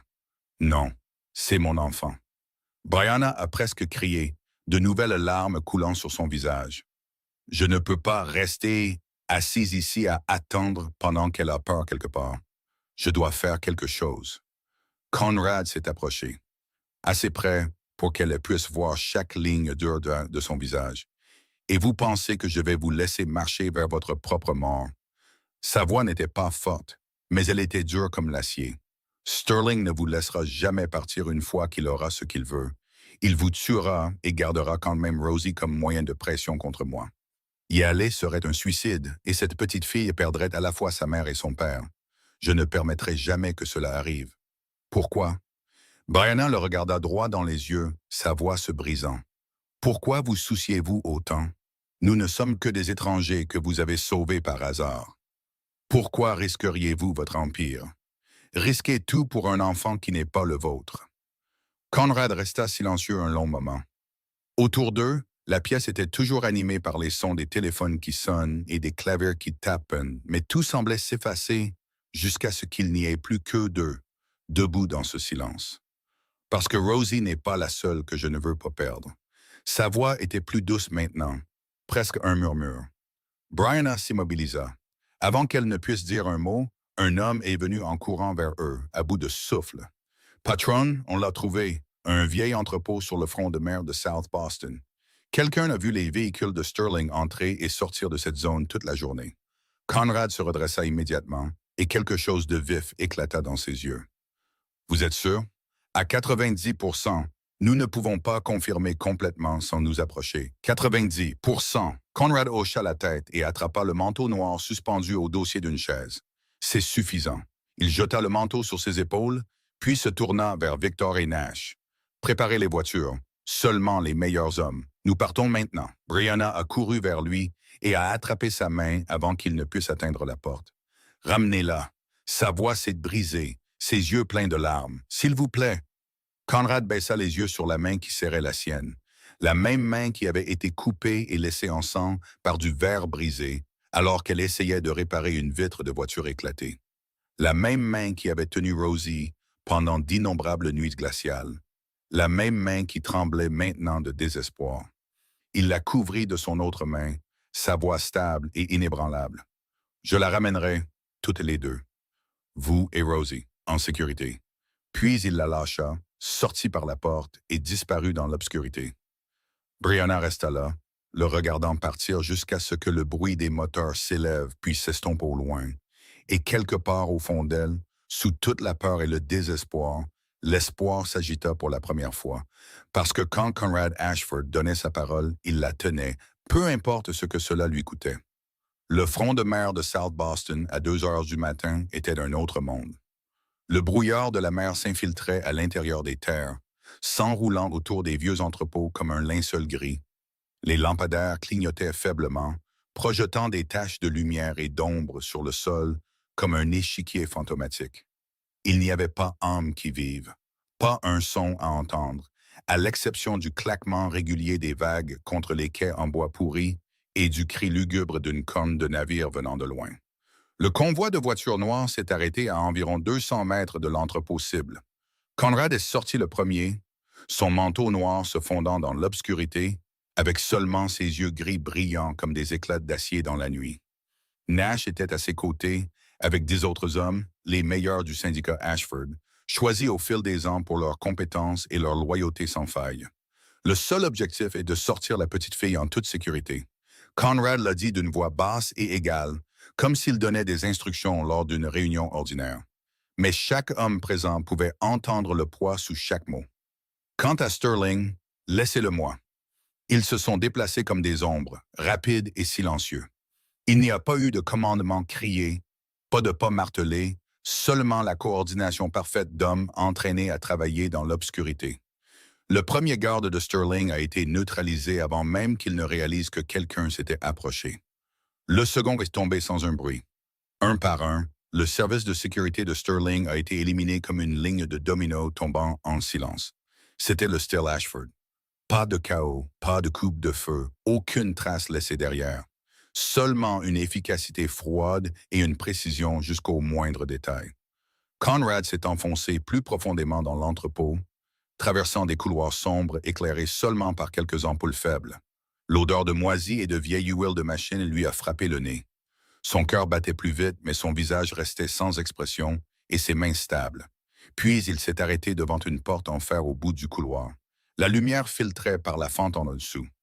Nash a fait un signe de tête de confirmation et Conrad a poussé la porte. C'était une petite pièce au mur de béton gris et sinistre, avec une seule ampoule faible au plafond. Et là, dans le coin, blotti comme un oisillon perdu, se trouvait Rosie. Elle était assise, serrant Monsieur Bouton, les yeux rouges et gonflés de larmes, son petit visage strié de pleurs. Quand la porte s'est ouverte, elle a tressailli et s'est reculée, effrayée par l'éclat de lumière. Puis elle a vu qui se tenait là. Ses grands yeux ronds se sont encore agrandis et son cri s'est libéré comme un chant d'oiseau après de la pluie. Tonton Conrad. Rosie a sauté sur ses pieds et a couru vers lui sur ses petites jambes sans une seconde d'hésitation. Elle s'est jetée dans ses bras comme si c'était l'endroit le plus sûr du monde. Et à ce moment-là, peut-être que ça l'était. Conrad s'est agenouillé et l'a attrapé contre lui. Rosie était petite et chaude dans ses bras, son corps tremblant de peur et de froid. Pourtant, elle s'accrochait à lui comme si, en le lâchant, il pourrait disparaître. J'ai eu si peur, sanglota-t-elle, sa voix déformée par les larmes. J'ai appelé maman et maman n'est pas venue. J'ai continué à appeler et personne n'est venu. Je pensais que personne ne me trouverait. Je pensais que je devrais rester ici pour toujours. Conrad la serra plus fort et quelque chose d'étrange se produisit. Ses mains tremblaient, le plus puissant chef de la mafia de Boston. L'homme qui avait affronté la mort sans ciller. L'homme qui avait décidé du sort de centaines de personnes, sans hésitation, tremblait maintenant en tenant un enfant de 4 ans dans ses bras. Tonton est là maintenant. Sa voix était devenue rauque, dépouillée de toute froideur et de tout pouvoir. Ce qui restait n'était qu'une tendresse qu'il ne savait pas qu'il pouvait encore ressentir. Tu es en sécurité maintenant. Personne ne te fera plus de mal. Maman t'attend à la maison. On rentre voir maman? Rosie hocha la tête et enroula ses bras autour de son cou, refusant de le lâcher. Puis une voix est venue de derrière lui, brisant l'instant. Ashford, plus rapide que je ne le pensais. Conrad se leva et se tourna. Sterling se tenait dans l'embrasure de la porte de l'autre côté de la pièce, ses 2 dernières gardes du corps derrière lui. Son visage conservait son calme extérieur, mais l'arrogance et la confiance habituelle avaient disparu de ses yeux. Conrad a tendu Rosie à Nash. Emmène-la à la voiture tout de suite. Nash a soulevé Rosie dans ses bras, et elle s'est tordue pour regarder Conrad, l'inquiétude remplissant ses yeux. Tonton Conrad, reviens avec moi. Conrad lui fit un signe de tête. J'arrive tout de suite. Va-là avec tonton Nash, ma chérie. Une fois que Nash a emporté Rosie hors de vue, Conrad s'est tourné pour faire face à Sterling. Les 2 hommes se tenaient l'un en face de l'autre dans la pièce humide, l'air épais comme le calme avant une tempête. « Elle compte tant que ça pour vous? » demanda Sterling, et il y avait quelque chose de presque curieux dans sa voix. « Une femme sans abri et sa fille? Vous risqueriez tout votre empire pour elle? » Conrad ne répondit pas à la question. Il s'avança vers Sterling, un pas lent et délibéré à la fois, jusqu'à ce qu'une longueur de bras seulement les sépare. « Écoutez-moi. » Sa voix était égale, comme le tic-tac d'une horloge qui décompte. Une fois et une seule fois. Sterling resta silencieux et attendit. « Touchez à nouveau à quiconque m'appartient, et je ne me contenterai pas de détruire votre empire. » Conrad prononça chaque mot comme une balle frappant de la chair. « Je détruirai tout. Votre nom, votre famille, l'héritage que vous avez passé votre vie à construire. Morceau par morceau, jusqu'à ce qu'il ne reste plus rien. Jusqu'à ce que personne ne se souvienne même que le syndicat de Sterling a jamais existé. » Sterling regarda dans les yeux de Conrad et vit quelque chose qu'il n'avait jamais vu chez aucun rival auparavant. Pas une rage incontrôlée, pas une menace vide, mais la certitude absolue que cet homme ferait exactement ce qu'il disait. Et pour la première fois de ses 50 ans de vie, Raymond Sterling a ressenti la peur. C'est le dernier avertissement que vous recevrez jamais. Conrad le dit plus doucement maintenant, mais avec encore plus de tranchant. La prochaine fois, il n'y aura pas de mots. Puis il s'est retourné et s'est éloigné, laissant Sterling debout là, au milieu de ces hommes neutralisés et des ruines d'un empire chancelant. Sur le chemin du retour, Rosie s'est endormie dans les bras de Conrad. Elle a refusé que quiconque d'autre la tienne, a refusé de s'asseoir sur son propre siège et ne s'est installée que lorsqu'elle était allongée contre lui. Elle était petite et chaude, ses boucles légèrement emmêlées reposant sur son épaule, sa respiration douce et paisible. Conrad baissa les yeux sur l'enfant et réalisa que quelque chose en lui avait changé. Depuis 3 ans, il avait vécu comme une machine, dirigeant un empire sans but. Il avait existé, mais il n'avait pas vraiment vécu. Il avait protégé ce qu'il possédait, mais il n'y avait plus rien qui valait la peine d'être protégé. Maintenant, c'était différent. Maintenant, il avait Rosie et Brianna et une raison non seulement d'exister, mais de vivre. La voiture s'est arrêtée devant le domaine. Brianna attendait déjà sur les marches du perron, le visage pâle, les yeux gonflés d'avoir pleuré toute la longue nuit. Quand elle a vu Conrad sortir de la voiture avec Rosie dans ses bras, elle a couru en avant, les larmes coulant sur son visage. Conrad a placé Rosie dans ses bras. La petite fille s'est réveillée, a vu sa mère et a éclaté en sanglots. Maman. Mais même alors que Brianna la serrait contre elle, Rosie ne voulait pas lâcher Conrad. Elle a attrapé une des mains de sa mère et une des siennes, les tirant toutes les deux vers elle. Tonton Conrad m'a sauvé, dit-elle, sa voix encore lourde de sommeil, mais pleine de confiance. Tonton a promis que personne ne me ferait plus de mal. Ils se tenaient là tous les trois sous la lueur chaude de la lumière du porche, leurs mains jointes. Et à ce moment-là, ils n'étaient plus un chef de la mafia, plus une femme qui avait été sans abri, plus un enfant kidnappé. Ils n'étaient que trois personnes debout ensemble, s'appartenant l'une à l'autre comme une famille. C'est Victor qui a apporté la découverte de Brianna et Conrad cette nuit-là. Au moment où il a entendu le nom de Derek Hayes, Conrad a bondi de sa chaise, son visage passant du calme au choc, puis au déni pur et simple. Impossible, dit-il, sa voix se tendant. Derek est avec moi depuis 10 ans. C'était un des hommes de mon père. Il m'a soutenu à travers tout.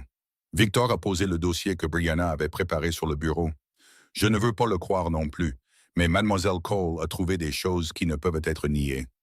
Des transferts d'argent de Sterling sur le compte de Derek. Des messages cryptés sur le plan pour samedi soir. Le moment correspond parfaitement à l'événement caritatif auquel vous devez assister. Conrad a tourné les pages une par une et ses yeux gris se sont assombris à chaque ligne. Les chiffres ne mentaient pas. Les messages étaient clairs comme le jour. L'homme à qui il avait confié la sécurité de tout son empire prévoyait de le tuer en échange de l'argent de Sterling. Il laisse rester silencieux un long moment, assez longtemps pour que Victor commence à s'inquiéter. Puis Conrad a hoché la tête et a posé le dossier. Très bien, nous allons nous en occuper. L'événement caritatif aura lieu comme prévu. Mais Derek ne doit pas savoir que nous savons. Brianna, qui avait attendu dans le couloir pendant toute la réunion, est entrée quand elle a entendu la décision de Conrad. Elle le regarda comme s'il avait soudainement une deuxième tête. « Vous êtes fou ?» demanda-t-elle sans détour, sans se soucier que Victor soit juste là. « Vous savez que quelqu'un prévoit de vous tuer et vous y allez quand même. » Conrad se tourna pour la regarder et il y avait quelque chose dans ses yeux qui la fit s'arrêter un instant. Si j'annule l'événement, Derek saura qu'il a été démasqué. Il disparaîtra et Sterling essaiera à nouveau une autre fois, d'une autre manière, avec quelqu'un d'autre que je ne connais pas. Je veux que ce soit terminé, une bonne fois pour toutes. Samedi soir, l'événement caritatif annuel de la Fondation Ashford a eu lieu dans l'hôtel le plus luxueux de Boston. Conrad est apparu exactement comme prévu, dans un costume noir parfaitement taillé, arborant le sourire social poli qu'il réservait aux partenaires et aux invités. Pas un seul signe ne montrait qu'il savait que quelqu'un était sur le point de faire un mouvement contre lui. Derek Hayes était là aussi, debout à sa place habituelle parmi l'équipe de sécurité, complètement inconscient que chacun de ses mouvements était surveillé. Conrad avait fait en sorte que Brianna reste dans un endroit sûr, dans une pièce privée avec Nash montant la garde. Mais elle n'est pas restée en place. Elle a trouvé un moyen de sortir et s'est tenue dans un coin sombre de la grande salle de bal. Ses yeux ne quittaient jamais Conrad. Son instinct lui disait que quelque chose n'allait pas. Même avec un plan en place, même avec Nash et les autres prêts, elle ne pouvait pas détourner le regard de l'homme qui se tenait au milieu de la foule comme un appât. Puis elle a vu Derek bouger. Il se dirigeait vers Conrad, ses pas désinvoltes, comme s'il faisait simplement une ronde de sécurité de routine. Mais sa main a glissé à l'intérieur de sa veste, là où Brianna savait qu'il ne devrait rien y avoir lors d'un tel événement. Son cœur s'est serré. Elle a cherché Nash du regard, Victor, n'importe qui pourrait avertir Conrad. Mais la foule était trop dense. Nash était trop loin. Personne n'était assez proche. Personne n'arriverait à temps. Sans réfléchir, Brianna a couru. Elle s'est frayé un chemin à travers la foule, ignorant les protestations surprises et les regards choqués. Tout ce qu'elle pouvait voir, c'était Derek. Voir sa main sortir de l'intérieur de sa veste. Voir Conrad debout là, le dos tourné au danger. « Conrad, attention !» Son cri a déchiré l'air feutré du gala. Conrad a réagi instantanément, se retournant. L'instinct de survie aiguisé par des années dans la pègre l'a fait bouger avant que la pensée ne puisse rattraper. Au même moment, Nash est bondi de derrière Derek et en une fraction de seconde, le traître a été maîtrisé et plaqué au sol avant qu'il ne puisse exécuter ce qu'il avait l'intention de faire. La salle de bal a éclaté dans le chaos. Les invités ont crié et se sont dispersés. L'équipe de sécurité de Conrad a agi rapidement pour contenir la situation, a emmené Derek et a calmé la foule. Mais Conrad n'a pas regardé le chaos.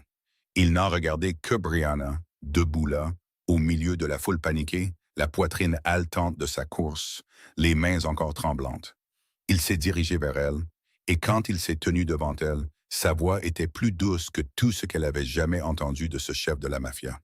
« Vous m'avez sauvé. » Brianna a essayé de sourire, bien que ses lèvres tremblent encore.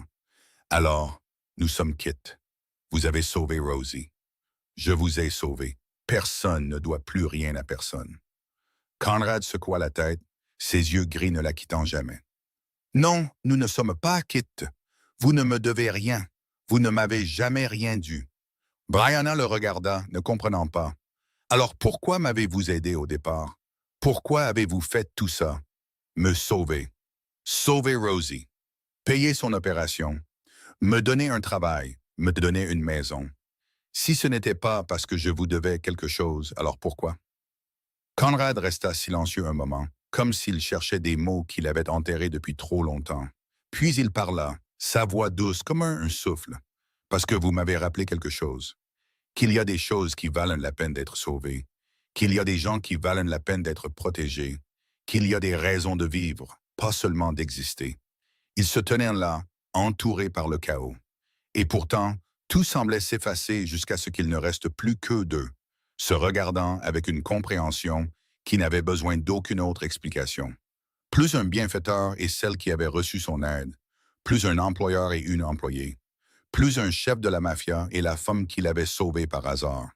Ils étaient deux personnes qui s'étaient sauvées mutuellement. Deux personnes portant des blessures profondes et durables qui s'étaient trouvées au cœur d'une nuit de tempête de neige. Et cela a tout changé. Les rumeurs sur la femme mystérieuse vivant sur le domaine Ashford circulaient dans les cercles supérieurs de Boston depuis des semaines. Des histoires embellies, des remarques chuchotées derrière des mains, des regards curieux chaque fois que Conrad apparaissait à des événements publics. Une semaine avant le réveillon du Nouvel An, Jonathan Marsh, l'un des banquiers les plus puissants de la ville et un partenaire de longue date d'Ashford Holdings, a demandé une réunion privée avec Conrad. La réunion a eu lieu dans le bureau de Conrad, où Marsh était assis en face de l'homme avec qui il avait travaillé pendant des années. Pourtant, aujourd'hui, il avait l'air mal à l'aise de quelqu'un sur le point de dire quelque chose de désagréable. « Monsieur Ashford, avec tout le respect que je dois parler franchement, » commença Marsh, sa voix essayant de conserver son ton professionnel. « L'image de l'entreprise est affectée. D'autres partenaires sont préoccupés. » Conrad resta immobile, ses yeux gris ne laissant rien paraître.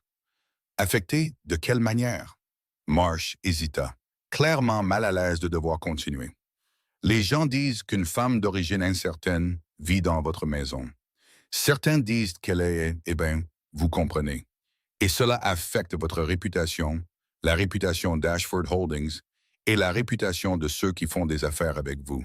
Je veux juste que vous sachiez que beaucoup de gens attendent de voir comment vous comptez gérer cela. » Conrad se leva lentement, chaque mouvement rayonnant d'une puissance contenue.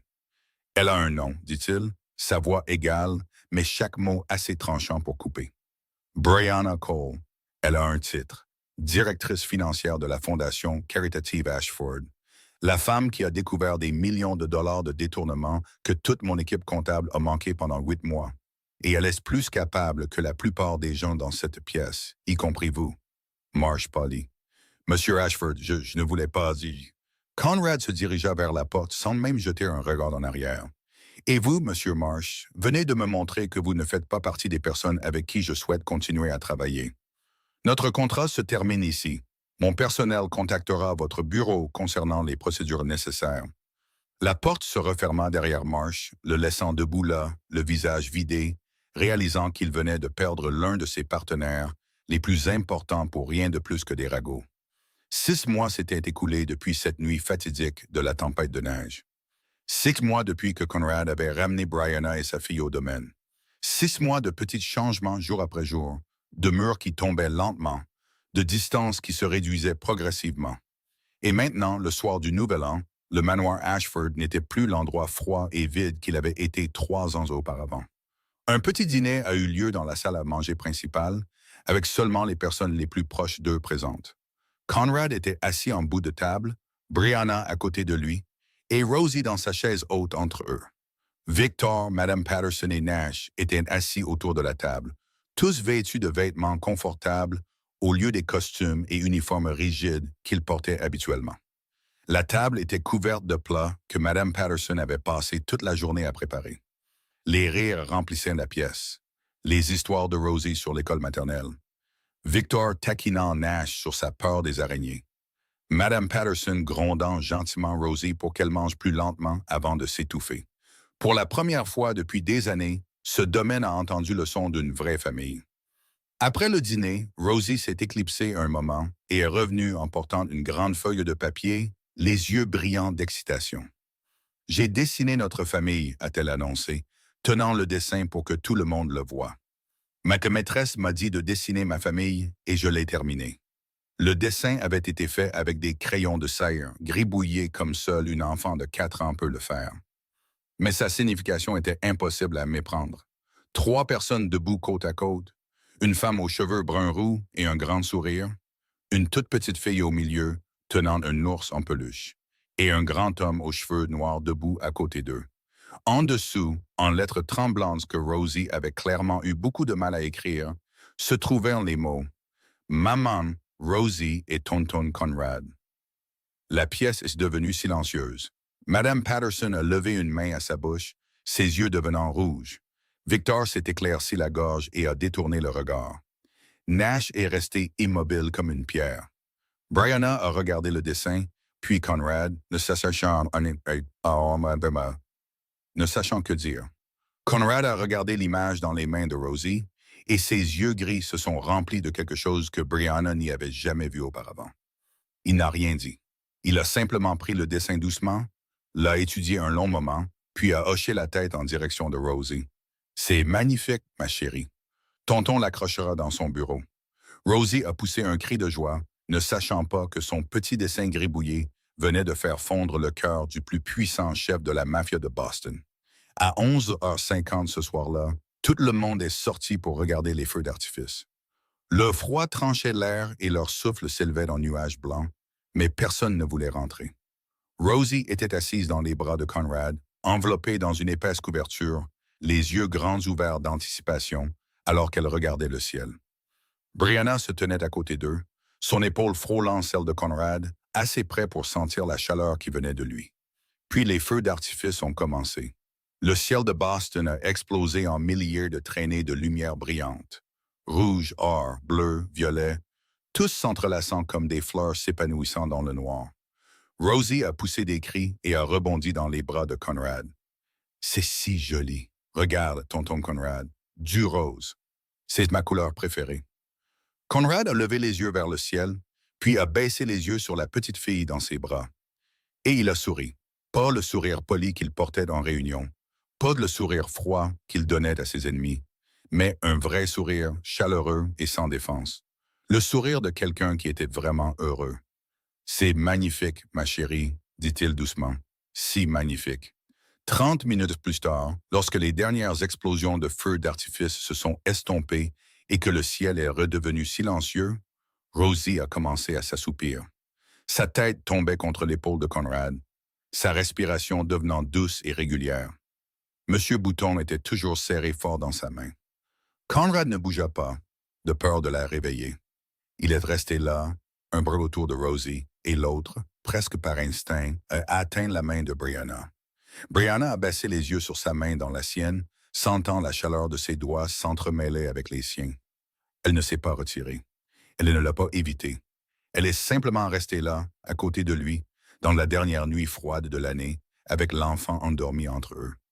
Puis Rosie a ouvert les yeux juste un peu, sa voix endormie murmurant dans le silence. « Bonne nuit, papa. » Puis elle s'est rendormie comme si elle avait dit la chose la plus naturelle du monde. Conrad se figea. Il resta immobile comme s'il avait été frappé par la foudre. Ses yeux s'écarquillèrent alors qu'il regardait l'enfant dans ses bras, puis Brianna avec une expression qu'elle n'avait jamais vue sur lui auparavant. Pas calme, pas froid, pas parfaitement contrôlé, mais une émotion stupéfaite, de la tendresse et une douce douleur qu'il ne savait pas comment nommer. Brianna n'était pas moins secouée, et des larmes se sont accumulées dans ses yeux. Rosie n'avait jamais appelé personne papa auparavant. Même Kevin, l'homme qui les avait abandonnés, n'avait jamais été appelé ainsi par la petite fille. Elle n'a jamais, murmura Brianna, sa voix épaisse d'émotion. Elle n'a jamais appelé personne.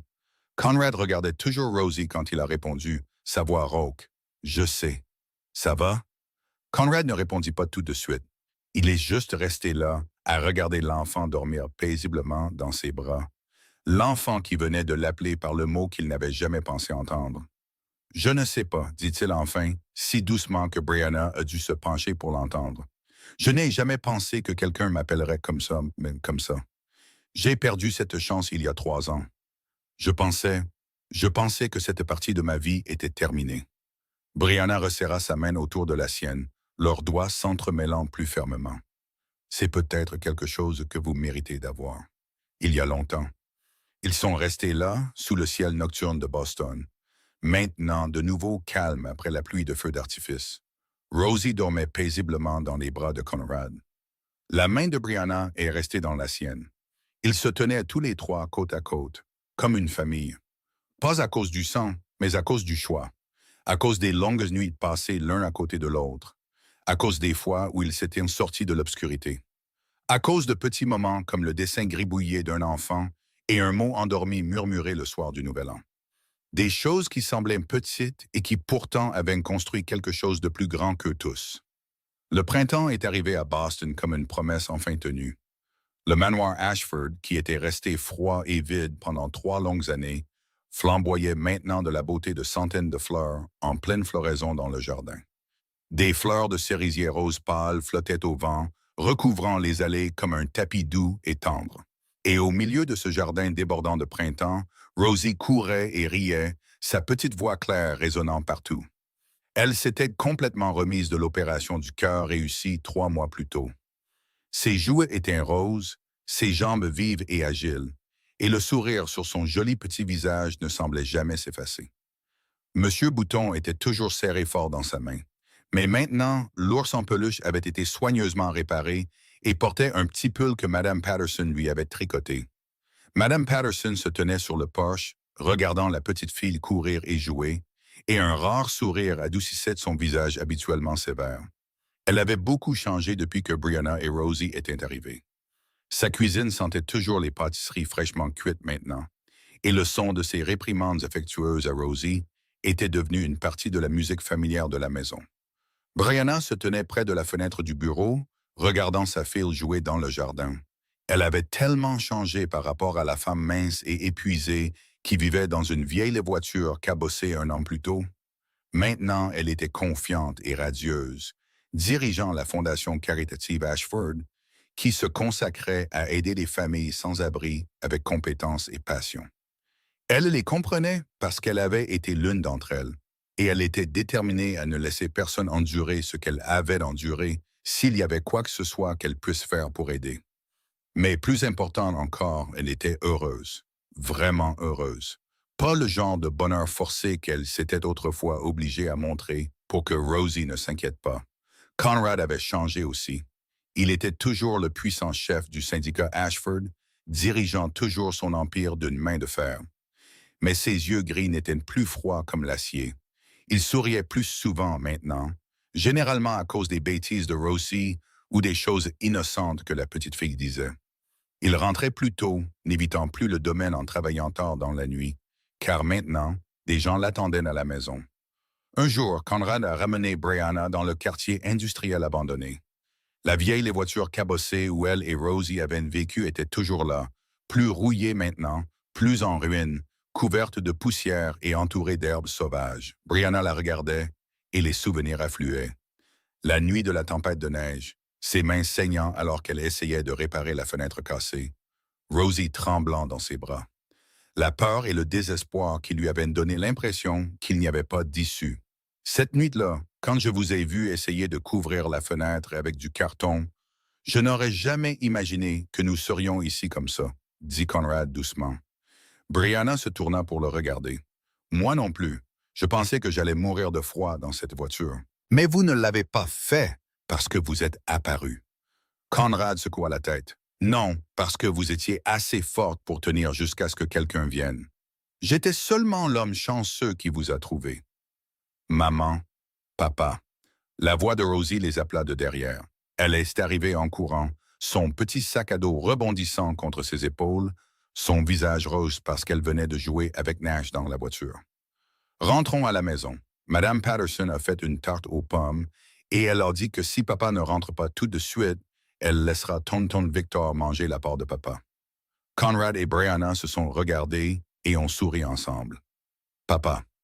À présent, le mot était devenu aussi naturel que de respirer. Ils ont marché ensemble tous les trois, Rosie au milieu, une main tenant celle de sa mère et l'autre celle de Conrad. Derrière eux, la vieille voiture cabossée a lentement disparu dans les ombres du soir, comme un chapitre qui s'était enfin refermé dans leur vie. Il y a des choses qui ne peuvent pas être réparées seules. Le verre brisé ne peut pas vraiment être réparé avec du ruban adhésif, mais il peut être remplacé par quelque chose de nouveau. Et parfois, la personne qui nous aide à remplacer le verre brisé est la personne même que nous n'aurions jamais imaginé rencontrer. Certaines familles ne naissent pas du sang, mais du choix, de longues nuits passées l'un à côté de l'autre, des fois où ils se sortent de l'obscurité. Certains cœurs qui semblent gelés pour toujours fondront à nouveau lorsque la bonne personne arrivera au bon moment. Et certaines vies qui semblent trop brisées pour être restaurées peuvent encore être reconstruites depuis le début. Pas avec du carton et du ruban adhésif, mais avec de l'amour, de la confiance et le courage de recommencer une fois de plus. Merci d'avoir suivi cette histoire jusqu'à la fin. Si cette histoire vous a touché, s'il vous plaît, appuyez sur le bouton j'aime. Partagez cette vidéo avec les gens que vous aimez. Et n'oubliez pas de vous abonner à notre chaîne et d'activer les notifications pour ne pas manquer les histoires émouvantes que nous partageons chaque jour. Nous aimerions beaucoup connaître vos impressions. À quoi cette histoire vous a-t-elle fait penser? Y a-t-il un moment qui vous a fait pleurer ou sourire? Partagez-le avec nous dans les commentaires ci-dessous. Chaque mot que vous laissez est une grande source d'encouragement pour nous, pour continuer à vous apporter des histoires encore plus profondes. Nous souhaitons à tous ceux qui regardent cette vidéo une bonne santé, une vie joyeuse et la paix au quotidien. Au revoir pour l'instant et à bientôt dans la prochaine vidéo.